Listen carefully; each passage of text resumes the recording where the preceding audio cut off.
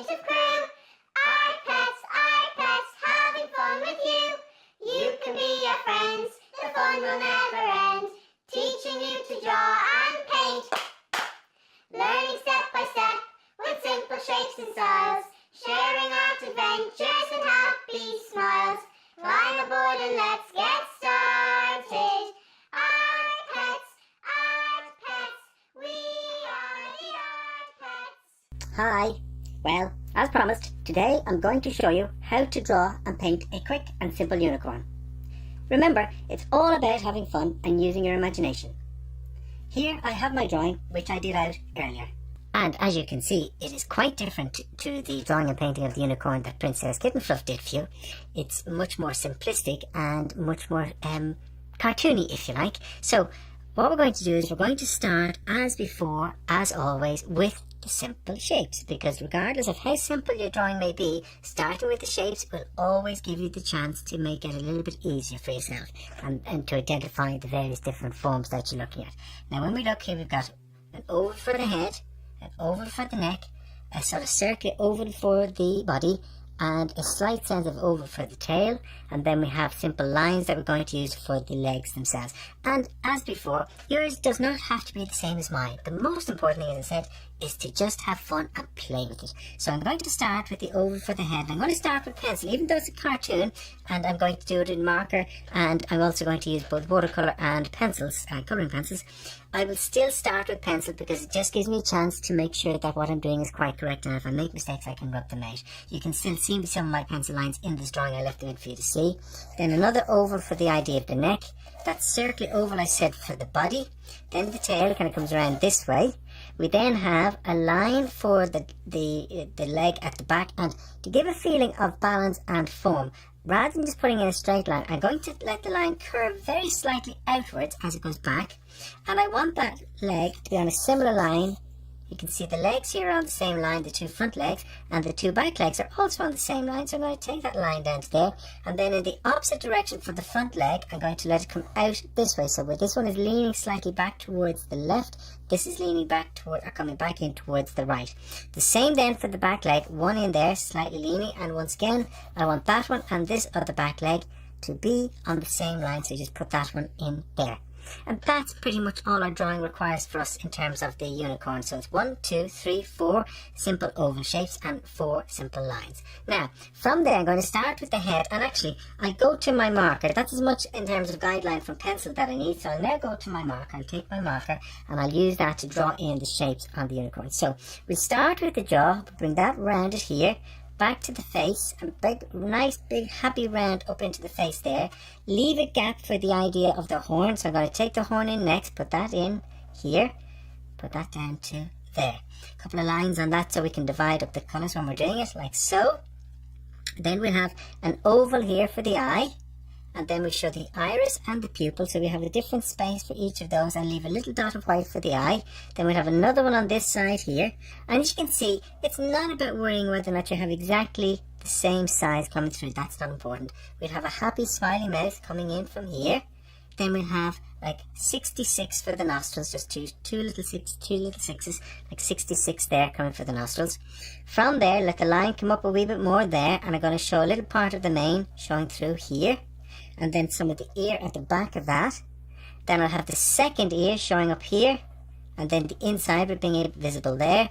Then I'm going to take a sweeping line down here for the idea of the mane at the back. There you go. And then from the ear, I'll let that sweep up almost like flames, getting nice lively playfulness into those spaces, and that will be the mane. I'm going then to take a line down here for the neck, that way. Then the back is coming across, so from here I'm going to let the back to nicely rounded, and then link that into the tail, a big sweeping stroke here, and we're going to have a big exaggerated playful tail coming through into this space, and once more, and then back up to where it would meet the round of the body. Let that come down here, and here I'm going to stop. Now I'm going to see this leg, as you can see, cut over the front line, so you can see the way this leg comes in. So I'm going to take that line down as I did already to here, and then just put a second one beside it for the other side of the leg, going in the same direction, and you can let it get slightly wider as it goes down towards the hoof. I'm going to put a line in for the hoof there. Then I'm going to let the belly continue all the way around to here, I'm going to do the same on this side, except in the opposite direction. A line there and a line on the other side for the front of the leg that's getting slightly wider, and again the hoof into that space. Now the back leg here, shorter and also slightly curved, just coming in on that side, and once more part of the hoof, and then the chest comes up to join the line there, and I'm going to let the neckline come in a little just to show that being slightly different. Now you can see that even my drawing of my drawing is not exactly the same, so yours does not have to be exactly the same as mine. And then we have the other front leg showing through 1, and then in the second line for that 2, and then as before the hoof.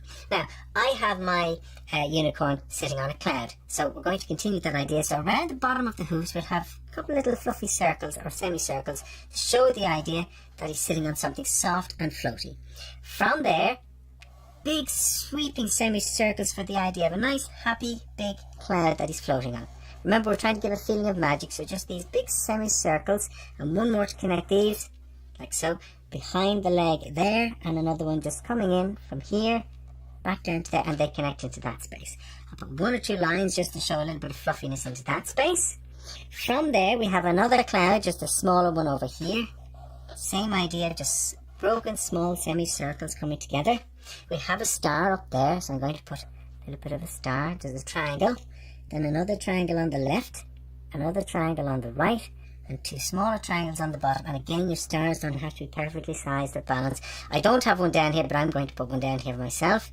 There, another triangle, one on the left, one on the right, on the lower part here, and also on the lower part on the right hand side there. Okay, and then I think I shall just move this a little bit, and I have my other cloud up here. So another fluffy cloud there, like so, and then one more star just there. So once again, a triangle on the top, a triangle on the left, a triangle on the right, and one on the bottom left and one on the bottom right. I can put in a few little marks to convey the feeling of just hairiness in both the mane and on the tail. I'll put in a couple of lines like so. And as I said, you are doing a cartoon. It's all about having fun. It's all about being expressive and playful. Your unicorn can be big. Your unicorn can be small. He can be on a cloud. He can be walking on air. He can be walking in a field. It's whatever you wish to do. And of course, in terms of the shapes and sizes, but also the colours, you can do as much as you please. And that's what I'm going to show you when we start our colours now in a few moments as well, is to how to use slightly different colours. I'm actually going to do a rainbow unicorn. So I think we have as much as we need to do on the actual outline drawing done. Okay, as I said, you can see mine is not exactly the same, so they don't have to match up exactly the same. So now what we're going to do, I'm just going to very quickly rub out some of those pencil lines that I put in that I no longer need. Just take those out. So now I have rubbed out all of my pencil lines, and I'm left with a nice clean outline drawing of the unicorn. Now, as I said earlier, I want to do this as a rainbow unicorn. That is to say, I want to use lots of different colours. I know that Princess Kitten Fluff, in her drawing and painting of the unicorn, she did her unicorn as white with colour on the mane and tails, but I'm actually going to paint my unicorn too, because they don't always have to be white. And I'm going to do something called mixed media. Mixed media is when you use different types of media. For example, colouring pencils are one medium, oil paints are another medium, acrylics are another medium, watercolour is another medium. And some of these can be mixed at the same time on a painting in different ways and used in different ways to create different effects. So today what I thought I would do is I'm going to use colouring pencils on the unicorn and on the stars. And then on the background of the blue sky, I'm going to use some paint. So you can see I've now put out some basic colour, and I'll mix that up later on when we're doing the background sky. As before, I always start with my objects when I'm colouring. So in this case, I'm going to start with the unicorn, and I've picked out this colour yellow, and I'm going to use that. I'm going to shade in the body of the unicorn in yellow, and I'm going to just come in using the hatching strokes. So hatching strokes, as you know by now, are strokes that go side by side. Very simple and very effective, and just keep them close together. Now this paper that I'm using is watercolour paper, and it has a little bit of a texture on it, which is great because it means that my colour has a little bit of light showing through it, and I like that effect because it keeps a certain brightness into what we have. Now, with colouring pencils, if I want to get the colour really, really strong, I lean heavily on it, as with a normal pencil. If I wish to have a slightly softer colour, then I lean just very gently. Now I'm going to let some of that come down on into the tail. So in order to link the tail with the idea of the body, I'm going to let some of that yellow creep down into that space. From there, I'm going to take a soft purpley colour, and I'm going to use that for the hooves. So I'm going to take this nice purpley colour and I'm going to use that to fill in. This is called magenta. And fill that in on the hooves. It gives a lovely, lively contrast to the yellow. To that space, we'll use that on the hooves, and again get a nice deep colour into that space. Colouring pencils are very easy to use and very quick, and I like that about them. From there, I'm going to take my pink and I'm going to do the horn in pink and white. So I'm going to start with the pink here. It's not unlike the magenta, it's a light pink. I'm going to leave the next space white, then I'm going to do the next one pink as well. So I'm going to go as a pink and white horn into that space. While I have that, I'll put a little bit of colour into the nostrils, just there. And also there, a little bit of pink into the colour of the nostrils into that space. I'm going to take a little bit of blue and I'm going to use that for the idea of the iris. So, irises. So I'm just going to take this nice soft blue and just paint in a little bit there around the iris to give a little bit of colour into the eyes and gives much more feeling and gentleness into the eyes of the unicorn, like so. Now, from there I'm going to go to the mane, and I've decided I like to go with a green, so I don't want to be too different, not too harsh. And I'm going to take a nice light soft green, just fill in the colours on the mane for that there, and then fill in this large space. Once again, just travel around the lines and fill in that space for yourself. I'm going to go and I'm going to take a little bit of orange and I'm going to just graduate this down like so into that space there, taking a little bit of that orange, moving down from the yellow and just letting it spread down, not being too neat and tidy with it. From there, I'm going to take a little bit of, I think, pink. Going to break that slightly. A little pinkiness into that space. Just let that, and you can see I'm doing the lines in the way in which the tail is growing. So floating downwards into that space, like so. Just putting a little bit back in here and a little bit back there just to break that so it's not too neat and tidy.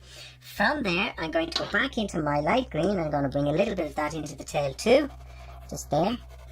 Just let that come down, and I'm allowing little bits of mix in with the pink to get a slight variation of colour, like so. Then I'm going to take a little bit of a darker green to give a little bit more variation of colour, and I'm going to put a little bit of dark green down here, and here, and here, and also here.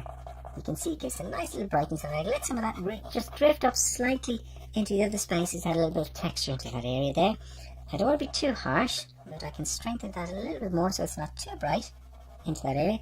And then finally, to give a little bit of a kick or a little bit of drama to the end of the mane, I'm going to bring in a strong red. And it's quite a striking colour, and it gives a really nice lift into that green. You just have the tips of the tail showing through in that very dramatic colour. Do you like that? I do. I very much like that. I like the way that works into that space, just right into the tips of that, like so. Now from there, what I'm going to do is I'm going to take my pale yellow again, and I'm going to colour my stars in my yellow. So I'm going to come in, just fill in those, give a little bit more depth. Now what I'm going to do is I'm going to mix these colours. So I'm going to put in a pale yellow first, and then I'm going to take a warm yellow back over that just to colour that down a little. Now as you can see, I've put the warmer yellow back over these. I'm just doing it with this star here, and it just gives a little bit of warmth and separation. It's not quite an orange, it's just a nice deep golden yellow that we're getting. And again, I'm thinking of how to look when I bring in the blues. Now, before I start doing my background, as you can see, we do have an outline of black onto the unicorn. But to give a little bit of difference, what I'm going to do is I'm going to go around the outlines of these blacks with slightly different colours to give a little bit more drama and playfulness to the idea of the unicorn. So for example, what I'm going to do is I'm going to take my red and I'm going to go around the outside of the mane in red. Just like so. So I'm tracing over the black line, and the aim here is to give something that's a little bit more dramatic, a little bit more playful to the shaping on the unicorn, just there. So you can still see the black line, but it's not as heavy, and this is diluted by the strength of the red that we see into that space. The same here. So it just gives a little bit more playfulness into the idea of the colours themselves. From there, I'm going to do the same with the tail, except for the tail, I'm going to use green. I'm going to take my dark green, I'm going to go around the outside. So this is just playing with colour and doing something a little bit different down around there. And you can see it just shows up a little. You can still see the strength of the black, but not too heavily. Just bring the green around, and some areas will show up a little bit more than others depending on the colour it's contrasted with. There, and the same here, here, there. And then around the body of the unicorn, I think I will take a very strong orange. So from here, Now I'm going to take a little bit of pink. I forgot just on the inside of the ear there, colour that in pink. And I'll also just around the mouth bring a little bit of that, add a little bit of warmth into that smiley happy face that our unicorn has at this point in time. Okay, so I like that a lot. Actually, do you know something? I think I'm going to warm up those hooves a little bit of red into the idea of the purple or the magenta. Just very gently. You can see you can mix your colours, just giving them a little bit more warmth by putting this back over that again, just to give a little bit more depth into that space. Now, there is our unicorn, nicely coloured in with the yellows and the greens and the blues. Now what I'm going to do is I'm going to just go and organise my paint. Just going to mix up some paint. So I'm going to take my large brush and start mixing up a little bit of colour first. Now, here I am mixing up my nice blue colour for the background, and I've chosen a very bright, vibrant blue because I really feel that'll show up the drama of the colours, and it's a very happy blue, and that's what I'm looking for. So the colours you use can be expressive in terms of being happy or playful, and so in this case I'm using, as you can see, because of the rainbow colours, I'm using a nice bright colour, and I'm making sure to mix up plenty of colour, no risk of me running out. As I do it, keep it quite watery and quite thin. Now, we'll test that and see how that looks. Just put that in here. Oh, I do like that colour. And obviously, within reason, to be careful going around the background space, but you don't have to be too perfect. Just filling in all of these spaces with my lovely light blue colour. And I intend to leave the clouds white for now. Once I have the blue in, I may change my mind, but I will know more once I get the colour in and see how it looks and see if it needs any subtle bit of adjustment. And again, if I happen to tip over the edge of the clouds, I'm not going to worry too much about that.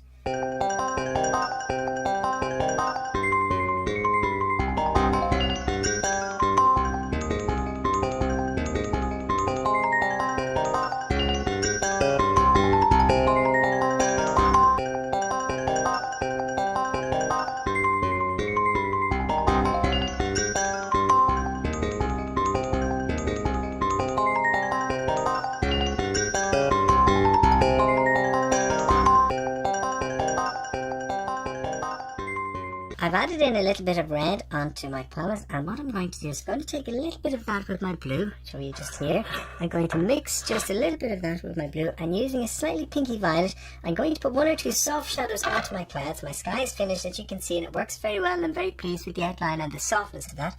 And just here and there around the bottom of the clouds, I'm going to put one or two little soft shadows to give the impression of weight and volume to the idea of the fluffy clouds, just like so. Very gentle colours, nothing too heavy. Just here and there, and you don't have to fill in every space or every round, just here and there, just drop in little bits and see. Very, very pale, and that's what we're looking for. And again, we're going in a playful colour, that slightly pinky violet colour. And here and there within them, you can do the same, just around the spaces like so. Just to give that extra feeling of depth into the clouds themselves. And there you have our happy, playful rainbow unicorn, and it's been painted in a mixture of watercolour and colouring pencils, so what we called it as mixed media. Enjoy painting yours, and here it is with the mount finished and presented with a little bit of sparkle and a little bit of playfulness. As you can see, you don't have to be perfect. Everything from the shapes and colours can be decided by you. It's most important to have fun and do what you like, as it is your painting. Enjoy your cartoon adventures, and I will see you soon when myself and Princess Kittenfluff will show you how to draw and paint faces. Bye for now. See you soon. Bye.